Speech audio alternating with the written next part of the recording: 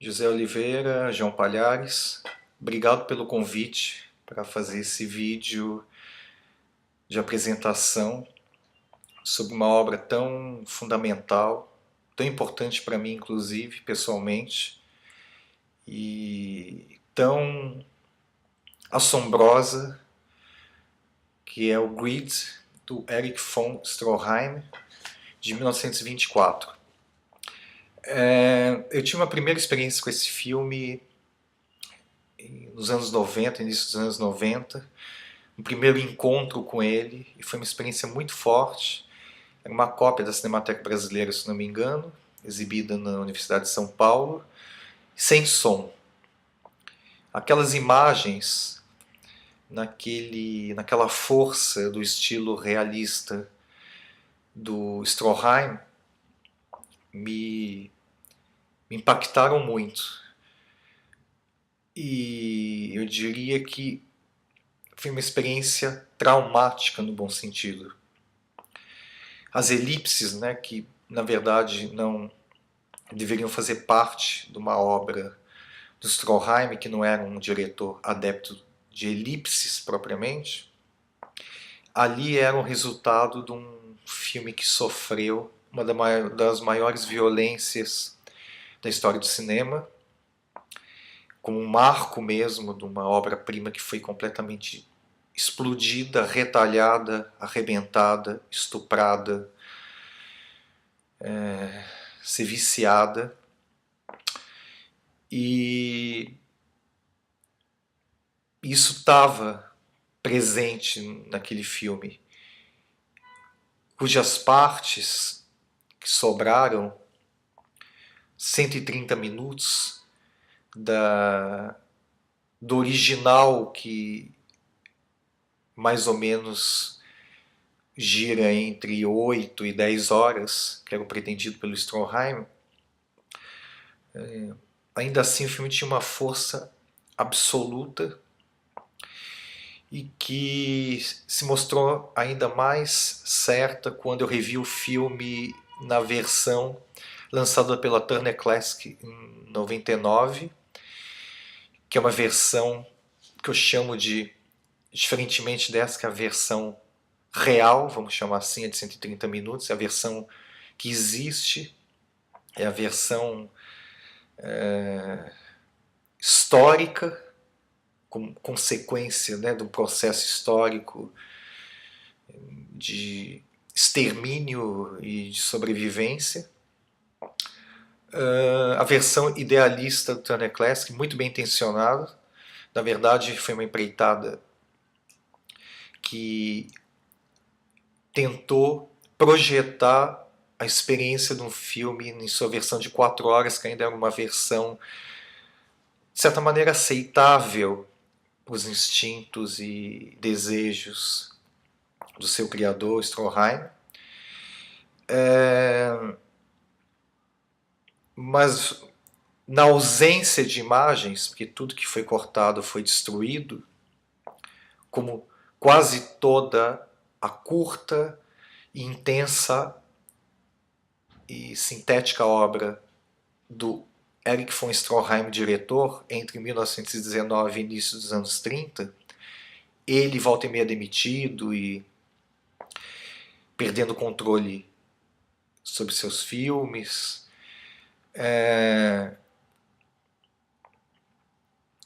Mas ainda assim o Greed,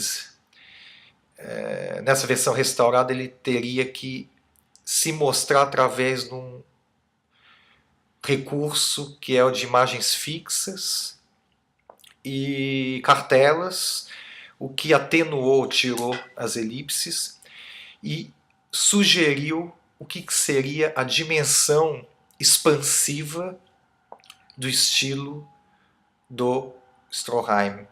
Isso foi muito importante, mas por outro lado criou-se, parece que havia um véu que escondia os maus tratos e as violências contra as quais que foram, né, impingidas ao filme.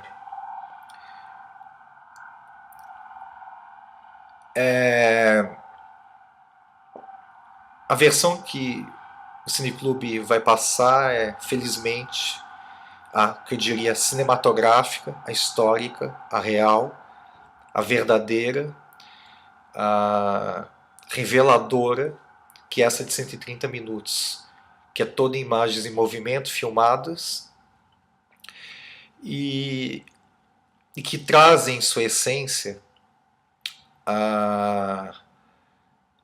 talvez o que existe de mais depurado na obra do Stroheim. Antes aqui um parênteses que eu acho importante fazer.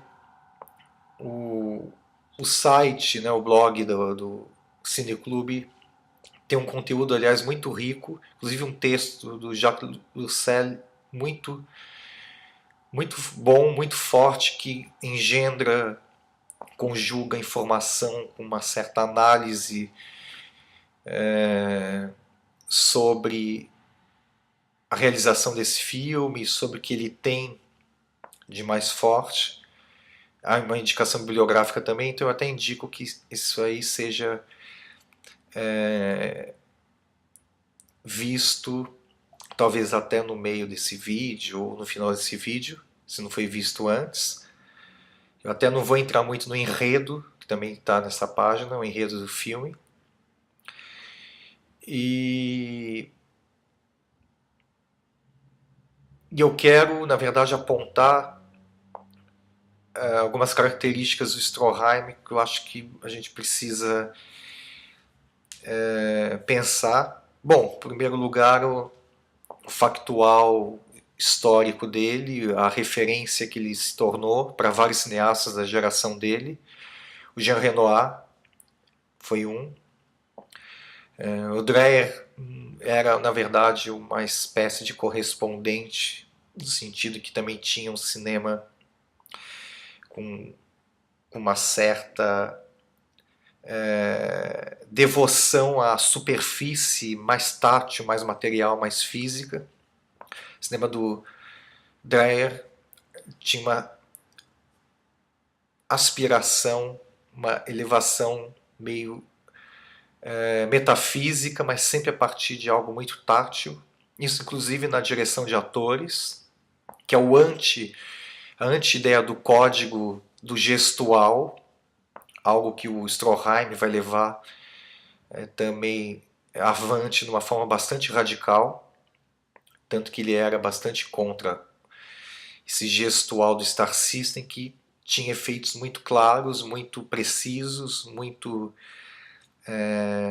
sintéticos, em termos de interpretação, em termos de um certo imaginário coletivo, mas as pretensões, as intenções do Stroheim era reduzir todos os elementos do filme ao nível mais tátil, mais próximo de uma realidade material do mundo. Essa é uma forma de revelação de um estado de coisas que eu chamaria de sombrio, violento, obscuro, absurdo, primitivo, maldito. Ele inclusive é considerado um dos grandes cineastas malditos. E maldito no sentido de que quem peita, quem entra em choque, uma certa conformidade de valores, torna-se um rejeitado, torna-se um maldito, uma figura proscrita, uma figura marginal e renegada. Stroheim, dentro desse imaginário, como ator inclusive, que sempre partiu de uma tradição, a tradição do melodrama, a tradição de uma certa pose de um astro do Star System, mas sempre deslocando, expandindo a sua caligrafia, a sua forma como ator e como diretor também, para uma instância limítrofe, quase a ponto de romper um balão de ensaio numa certa regra linguística, cinematográfica, vai a partir disso revelar um absurdo das conformidades, um absurdo das regras, sobretudo sociais. Ele faz um juízo, um panorama sociológico muito forte nos filmes, um pouco diferente do Lang. O mal no cinema do Lang está numa chave também sociológica, mas também junto à natureza humana. Mas o Lang tem um certo tipo de distanciamento com os personagens que o Stroheim, por exemplo, não vai ter. Isso é muito forte no cinema de Stroheim, porque a partir do momento que ele acaba tendo uma relação, né, a instância narrativa tem uma relação mais acalorada e próxima de determinados personagens, a violência que irrompe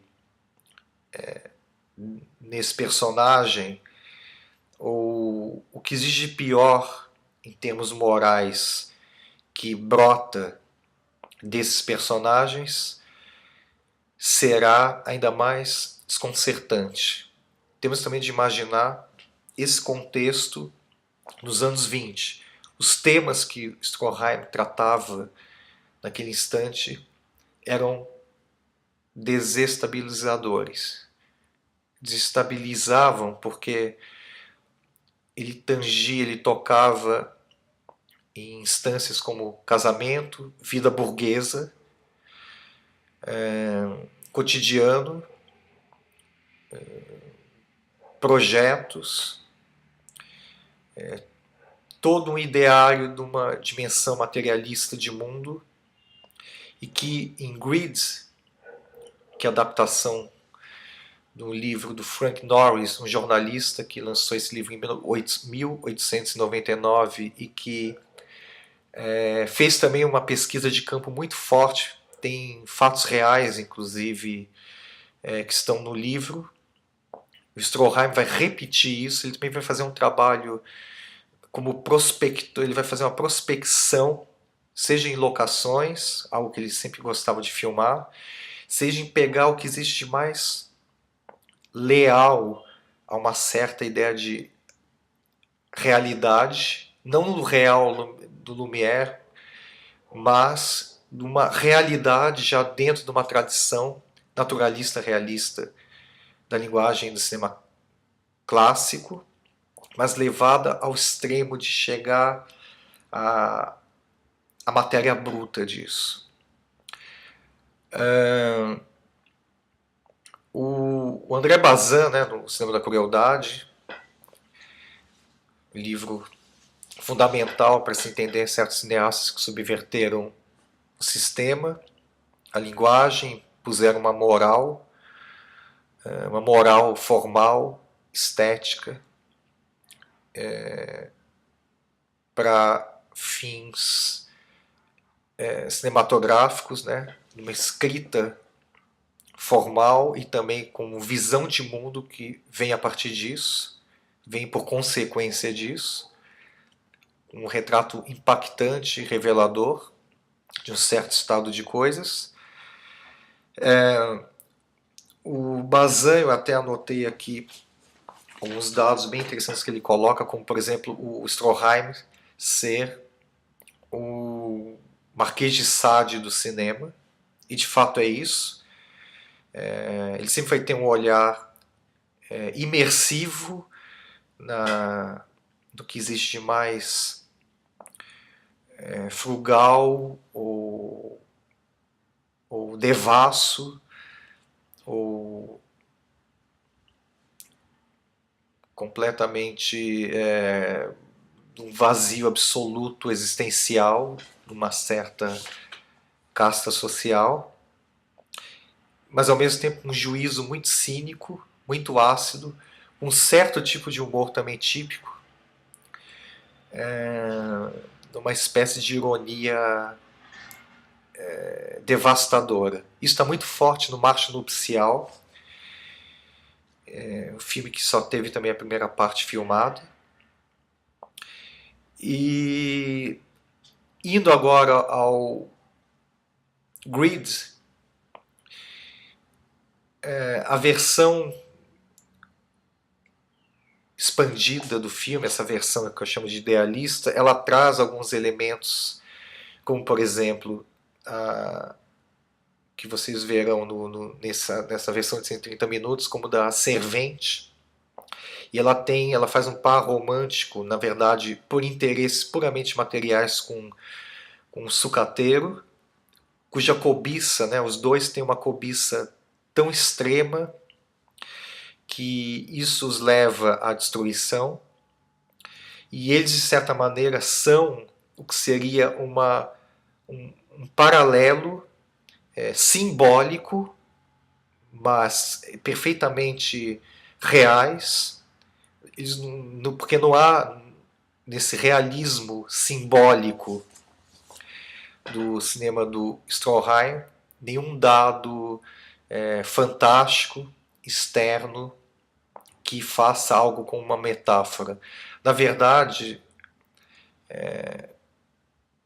o simbolismo, né, a simbologia do presente, por exemplo, num filme como Greed, é a consumação mais depurada da experiência do êxito cinematográfico.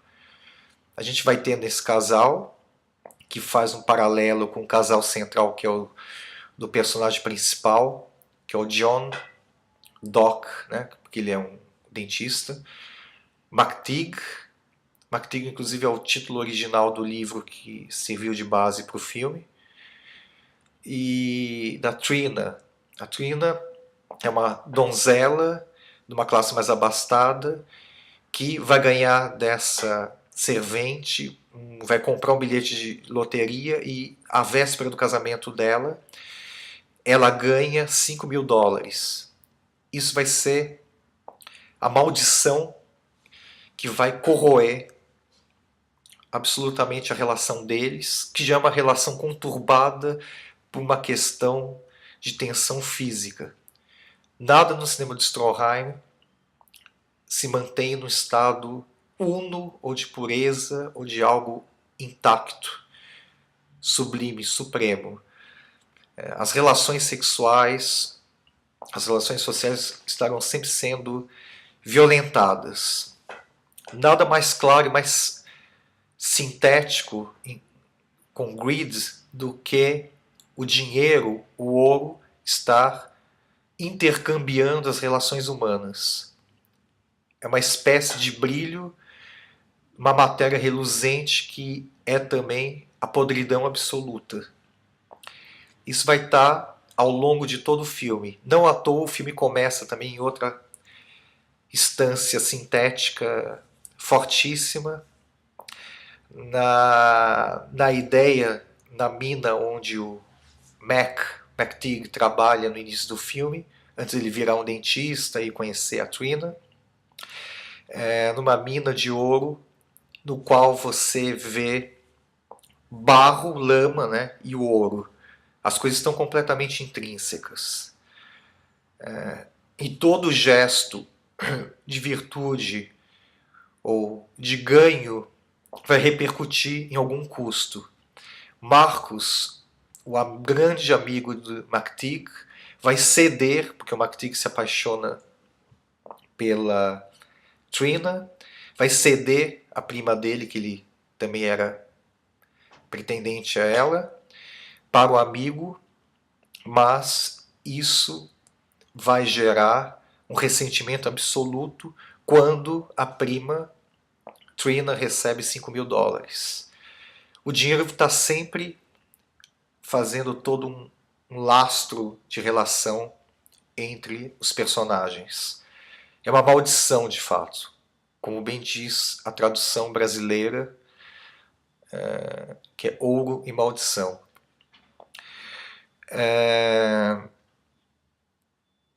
Dentro dessa dessa estrutura, temos também uma consumação. Então a gente tem um paralelismo típico que é o espacial griffithiano, das ações acontecerem cada uma numa certa unidade absoluta, autônoma, que na conjunção cria um sentido, e o paralelismo na encenação do Stroheim, que faz uma conjunção dentro de um certo espaço, de uma relação entre personagens, de certos detalhes. Daí a importância do realismo, de extrair um dado tátil que entrega uma verdade nas relações que estão ocorrendo no espaço da encenação, algo que o Bazin inclusive vai fazer um paralelo com o plano a profundidade de campo e plano sequência na encenação do Orson Welles. E nesse jogo de forças a gente tem uma certa expressão de uma certa ideia de síntese dentro desse jogo de forças e dessa soma de uma energia também que engendra os personagens. A gente tem uma certa síntese que inclusive vai aparecer de uma forma muito complexa, também desconcertante, na expressividade desses atores que estão realmente trabalhando numa chave mais reduzida, bem fora da tradição do gestual iconográfico dos grandes intérpretes, performers do cinema americano daquele instante.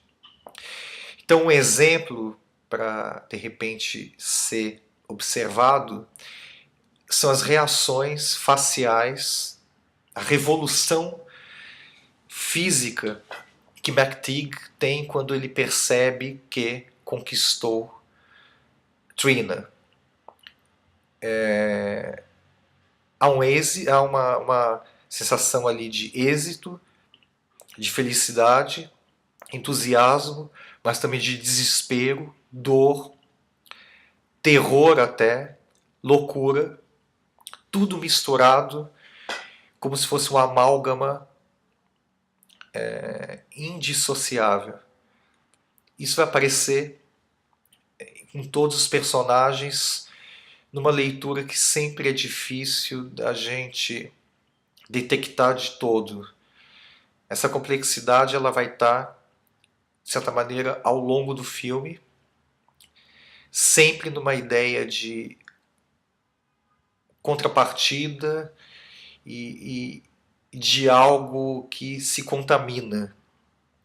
Esse é o dado quase determinista, vindo também de uma certa literatura naturalista, realista, que determinava o antecedente. Isso está na versão maior de 4 horas. O antecedente, uma hereditariedade que definia um estado primitivo, brutal, animalesco, por exemplo, no personagem do McTeague. Ainda que o McTeague, na verdade, ele despreze, isso é muito claro ali no início, mas é bom sempre lembrar, ele despreza o ouro, ele pega uma pepita de ouro e atira de volta à lama.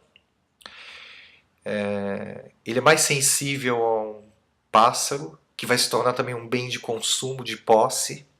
Isso é bem interessante observar. Tudo se torna algo apropriado, ou melhor, buscado e possuído. quase como uma prisão, e todos ali estão tanto aprisionados, mas a própria convivência com a Trina, a própria, o próprio percurso dele nesse mundo vai ser o de uma degeneração moral e de uma corrupção, né? O Greed é uma grande história de corrupção. E finalizando aqui a minha fala, está meio longa inclusive,